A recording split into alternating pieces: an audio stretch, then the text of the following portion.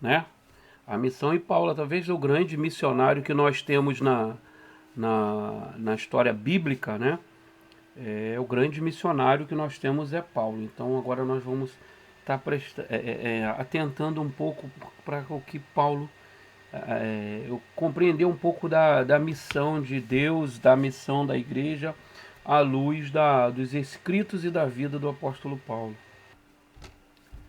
Então vamos lá. A missão paulina, ou a missão de Deus na perspectiva escritos e obra de Paulo, né?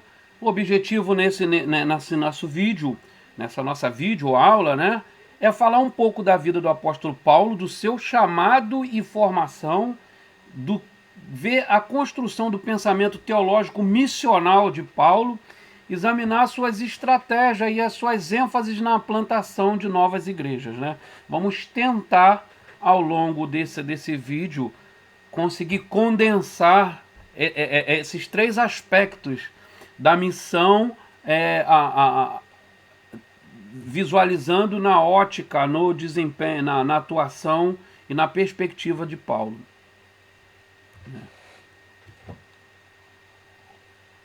Rapidamente vamos falar um pouco da vida, do chamado e da formação de Paulo. É lógico que é comum, talvez um dos personagens depois de Jesus, né? Pelo menos no Novo Testamento ninguém é tão falado, estudado e pregado como Paulo, né? Ele escreveu 13 cartas, né? São 13 cartas paulinas, então nós não podemos, não tem como não falar muito dele. Ensinar muito o Testamento vai ensinar muito sobre a forma de Paulo entender, anunciar e viver o Evangelho. Então era um cidadão romano, né, entendendo essa cidadania romana como uma cidadania adquirida, isso é muito importante, e judeu de nascimento, como ele fala lá em Filipenses, né, zeloso do partido dos fariseus e hebreu, ele fala hebreu de hebreus, da tribo de Benjamim, quanto à lei, zeloso, quanto à igreja, perseguidor, fariseu. Né? Então ele era cidadão romano, uma cidadania adquirida, que naquele tempo você poderia comprar, você poderia receber como recompensa do imperador, mas havia forma de você adquirir essa dupla cidadania, né? Educado em Jerusalém, aos pés do mestre da lei Gamaliel, né? O doutor da lei Gamaliel, Paulo então conhecia profundamente tanto a cultura grega quanto a cultura judaica, né? Que é da onde o berço, da onde ele vem. E falava fluentemente o grego, não somente o grego koiné, que era o grego mais comum, o grego popular, mas Paulo é percebido nos escritos de Paulo e de algum outro, por exemplo, de Tiago, um grego refinado, para além do grego koiné, que na nosso estudo ele é na categoria de grego koiné, mas que na comparação com a fala da época, ele era um grego culto, era um grego mais rebuscado, né? Falava também o aramaico e era herdeiro da tradição do farisaísmo judaico, né? Um zeloso observador da lei, né? Não era de uma família pobre, né? Sua família tinha alguns recursos, né? Até uma posição proeminente, né? Haja vista essa dupla cidadania de Paulo, ninguém teria uma cidadania romana assim de graça, né? Há uma condição específica que precede você receber o título de cidadão romano. Então, Paulo era proeminente, né? A família de Paulo era de uma posição proeminente, né? Sabemos que a sua profissão, e provavelmente esse era o ofício do seu pai, esse era o negócio da família, era a fabricação de tendas. Entendemos que a partir da fabricação de tenda, tudo mais que era feito a partir de couro deveria envolver o negócio da família. Ainda sobre a breve biografia de Paulo, nós destacamos aqui a sua conversão, que é de domínio comum nosso na igreja, né? Todos nós conhecemos o evento da conversão de Paulo, não precisamos nos deter muito tempo nessa parte, né? E ao longo dos escritos de Paulo que nós lemos o tempo todo na igreja, né? Ele vai estar sempre se referindo à sua conversão, ao aspecto magnífico, né? Sobrenatural que se deu à conversão de Saulo, né? Como diz, é uma conversão traumática, né? Que deixa profundas marcas nele, e ele testemunha disso ao longo dos seus escritos o tempo todo. A vocação de Paulo se evidencia mais claramente em Gálatas, né, do verso 11, capítulo 1, verso 11 ao 18, no relato sobre seu encontro com o Senhor ressurreto na estrada para Damasco, onde ali ele diz que é ato contínuo, né? A gente sempre enfatiza esse aspecto do ministério de Paulo, que Paulo se converteu, depois ele sumiu, ficou não sei quantos anos lá, acredita-se que na Grécia, né? E enfim, ele sai de cena. Mas ato contínuo, após Paulo se converter, ser batizado, ele já vai para a sinagoga, ali mesmo em Damasco, e já começa a pregar, né? E o povo amedrontado, né? Mas ainda assim o ouve. Eu entendo que essa reclusão de Paulo por esse longo período, ele se dá por dois motivos, né? Ele se dá primeiro pelo motivo de preparação, né? Ele vai ter encontros com Deus, entende-se que essas revelações que ele tem, né, que ele chega a dizer em algum momento que foi ao terceiro céu, que recebeu do Senhor coisas inefáveis que ao homem não é lícito sequer mencionar. Acredita-se que é nesse tempo de reclusão. Mas esse tempo também serviu para tirar de cima de Paulo essa pencha de perseguidor da igreja que vinha com ele. Então, nesses anos de isolamento, de exílio, por assim dizer, foi tirado essa etiqueta. Então, ele ressurge como missionário e pregador do Jesus ressurreto. Então, tem esse aspecto também. E o ponto de partida para a teologia paulina era a sua experiência pré-cristã, e sim de fora do encontro com Cristo. Corrigindo aqui, o ponto de partida para a teologia de Paulo não era a sua experiência pré-cristã, ainda que essa fosse fundamental, mas o ponto de partida para a sua concepção, para a sua cristologia, sua teologia, o evangelho por ele anunciado, por ele pregado, ele parte do seu encontro sobrenatural com Cristo, que deu nova orientação sobre a natureza do Deus de Israel. E a ponto de Paulo chegar a dizer que tudo mais ele reputava como lixo, né? Porque aquela forma de crer em Deus, né? Lembrando que Paulo, quando perseguidor da igreja, ele fala em Filipenses que ele achava estar fazendo a obra de Deus. Ainda sobre a biografia de Paulo, em todas essas passagens, dois fenômenos são ligados. Nas passagens que nós vamos estar lendo agora. O encontro com Jesus Cristo ressurreto e a vocação como apóstolo. Gálatas 1, do 11 ao 18, revelação, ele declarando, ele tornando público aos irmãos da igreja da Galácia a revelação de Jesus no caminho para Damasco. 1 Coríntios capítulo 15, do 8 ao 11, ele reforçando a sua experiência, ele reiterando a experiência de conversão e reforçando a sua autoridade apostólica. Em 1 Coríntios 9, né, a sua vocação é sempre reafirmada. Em algumas igrejas, né, é particularmente observado isso, a necessidade de volta e meia Paulo ter que estar reiterando essa sua autoridade, da onde vem o seu comissionamento, da onde vem esse evangelho que ele prega. Volta e meia, o texto bíblico das suas cartas deixa aberta ao nosso entendimento que era a sua vocação questionada, né? E ele, volta e meia, ele tinha que estar reiterando o seu comissionamento direto por Jesus Cristo. A sua formação, como nós já falamos, a sua formação primeira, anterior à sua conversão, é aos pés de Gamaliel. Né? Aos pés de Gamaliel, ele é instruído em toda a lei, torna-se fariseu, zeloso quanto à guarda, né, do judaísmo. né, dos preceitos do judaísmo, da lei de Moisés. Depois ele vai passar o tempo que ele vai passar, agora aqui, né, me trazendo à mente, não é Grécia, é na Arábia, né, é na Arábia que ele foi passar os 3 anos de reclusão. Percebemos que Paulo tem a seguinte influência em sua formação.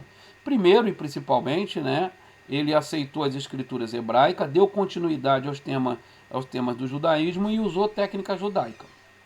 Segundo, na tradição cristã, ele recebeu o evangelho da igreja, destacou a aprovação das autoridades cristãs em sua missão. Gálatas 2, do verso 2 até o verso 10, ele vai dizer isso, né, que ele recebeu a destra dos líderes da igreja de Jerusalém.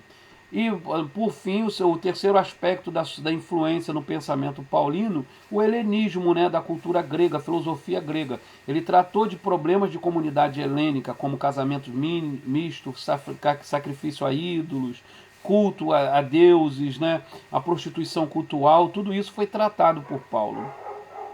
E em alguns momentos nos seus escritos ele usa conceitos e linguagens oriundas da filosofia grega. Então nós sabemos que isso o influenciou, né, positivamente para que o seu discurso, a sua pregação encontrasse eco no mundo, né, helenizado, que é o principal alvo da sua missão. Então esse conhecimento da filosofia grega foi fundamental para o discurso de Paulo. Agora vamos falar da sua teologia propriamente dita, né? A teologia de Paulo tem um traço marcante que foge só em uma ou duas cartas dele. Por exemplo, a carta aos Efésios é uma das cartas que chegam a apontar, alguns chegam a negar a autoria paulina, pelo fato dele não trazer uma marca, por ela não trazer uma marca comum nos escritos paulinos, que é o tema da parousia, comum nas cartas aos Coríntios, na carta aos Tessalonicenses, carta aos Colossenses, carta aos Romanos. Paulo vai estar sempre fazendo menção em alguma medida da parousia, que é a volta de Cristo. E na carta aos Efésios Paulo não trata desse tema. E isso vai ser usado para alguns, né, que tentam negar a autoria paulina como um fato. Não, Paulo sempre fala da parousia, ele sempre aborda o tema da volta de Cristo, porque neste ele não usa, né? Mas então, vamos caminhar passo a passo. De uma maneira lógica e convincente, Paulo apresenta uma série de grandes pensamentos missionários em Romanos, né? Romanos, gente, é muito interessante, né? Como a gente depois vai conhecendo, porque na nossa cultura, das nossas igrejas de maneira geral, tirando fora aí desse contexto as igrejas de tradição reformada, onde via de regra se trabalha uma pregação expositiva, a chamada pregação em série, onde a série em Romanos a pessoa vai do capítulo 1 ao capítulo 16. Então, à exceção da tradição reformada, poucos nichos, poucos segmentos, né, da nossa fé trabalham com essas pregações sequenciais. Então isso prejudica muitos de nós, porque temos que partir dessa premissa, que a maioria de nós não lê Bíblia. A maioria de nós não lê Bíblia, e quando lê fragmentos da Bíblia, como se a Bíblia fosse recorte, né? A maioria de nós não tratam a Bíblia como um livro de Deus, trata a Bíblia como um pedaço, né? Tem tirazinha, lê tirazinha do Salmo, tirazinha do Evangelho, tirazinha disso, tirazinha daquilo.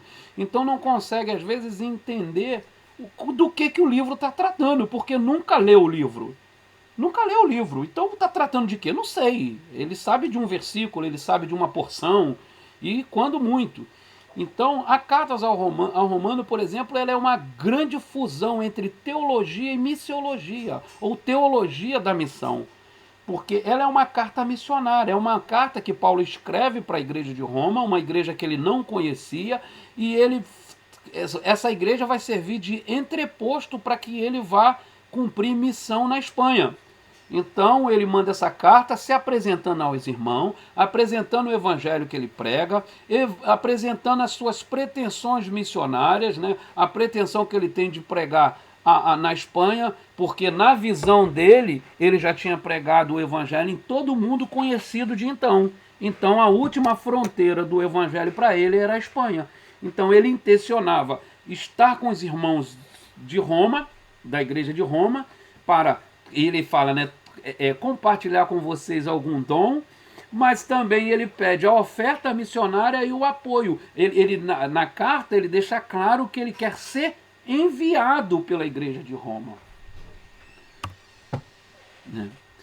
Então, em Paulo, nós vemos, por exemplo, essa ideia de uma redenção cósmica. Né? Ele deixa claro ali em Romanos que todo o universo é criação de Deus. Deus se manifesta e intervém na criação. Né? O texto clássico. Então, continuando. A partir em Romanos 1, deixa eu pegar aqui a minha Bíblia para a gente ler. Romanos 1, verso 18 até o 20. Verso 18 até o 20. Né? É a declaração, né, uma declaração forte de Paulo quanto a esse aspecto de Deus como Criador do universo. Aqui, ó.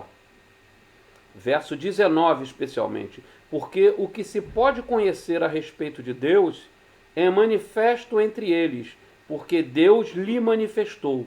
Porque os atributos invisíveis de Deus, isto é, o seu eterno poder e a sua divindade, claramente se reconhecem desde a criação do mundo, sendo percebido por meio das coisas que Deus fez. Por isso, os seres humanos são indesculpáveis. Então, na visão de Paulo é muito claro que Deus é Senhor, Criador do universo. O segundo aspecto na teologia de Paulo, que fica muito explícita, né? Nessa que é a sua carta, não obstante ter o seu aspecto missiológico, mas também a carta mais teológica, né, de Paulo. É uma carta muito densa, muito rica teologicamente, que requer de nós muito estudo para entender algumas coisas que Paulo fala, que algumas doutrinas que são tratadas ali por ele. E é uma carta tradicionalmente que tem uma história rica demais, de muitas pessoas que se converteram lendo ou ouvindo a carta aos Romanos. Né? Então, o segundo ponto, toda a raça humana caiu em Adão. Paulo deixa explícito em Romanos capítulo 5 que toda a raça peca em Adão. Em Adão todos pecaram e destituídos foram da glória, da graça de Deus. Capítulo 5 de Romanos. Capítulo 5 de Romanos, no verso 12, ele diz o seguinte: portanto, assim como por um só homem entrou o pecado no mundo, e pelo pecado veio a morte, assim também a morte passou a toda a humanidade, porque nele todos pecaram, porque antes de a lei ser dada havia pecado no mundo, mas o pecado não é levado em conta quando não tem lei.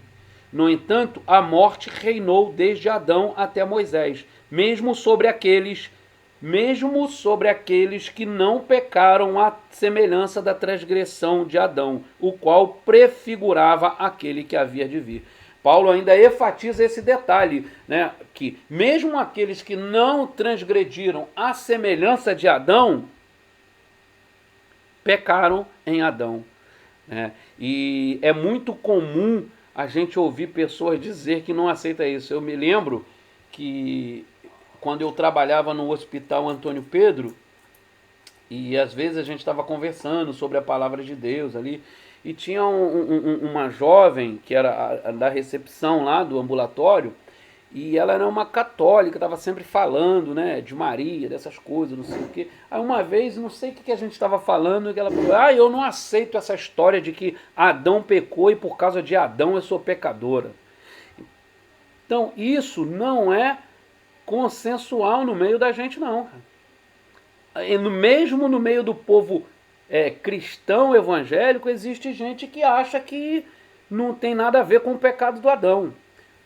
Isso, nos primeiros séculos da igreja, houve movimentos, houve grandes debates, concílios, O Pelágio, por exemplo, ele negava a culpa herdada. Ele dizia que não, que tanto Adão quanto Jesus Cristo eram só um exemplo. Nem ninguém era justificado em Cristo Jesus, nem ninguém era condenado pelo erro de Adão. O homem era quase que uma tábua rasa e escrevia a sua história de acordo com o exemplo que ele decidisse seguir. Terceiro aspecto, toda a raça humana seguiu o caminho de pecado. Por isso, todos são culpados diante de Deus. Todos são culpados diante de Deus.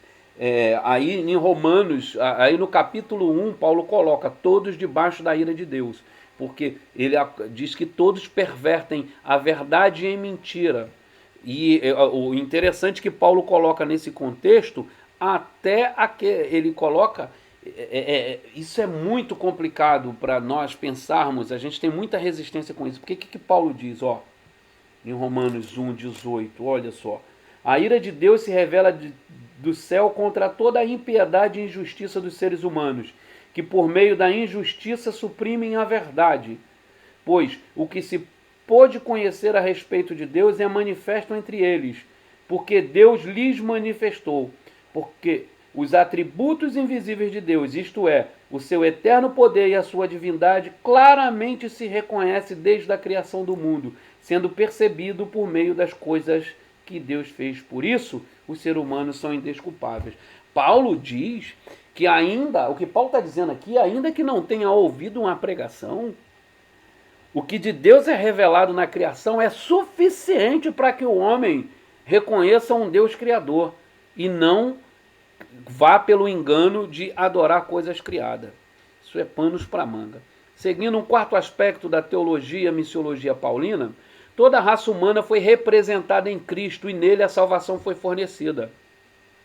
Não só por substituição, mas por identificação e representação. Então nós conhecemos muito bem a doutrina da substituição, né? Cristo nosso substituto na penalidade da cruz, mas não é só por substituição. Cristo não só é nosso substituto, mas ele é nosso representante. Então, ele substituiu-nos na penalidade e nos representa como aquele que tem em si a justiça, e nele somos todos justificados. Também é tratado nesse capítulo 5 de Romanos.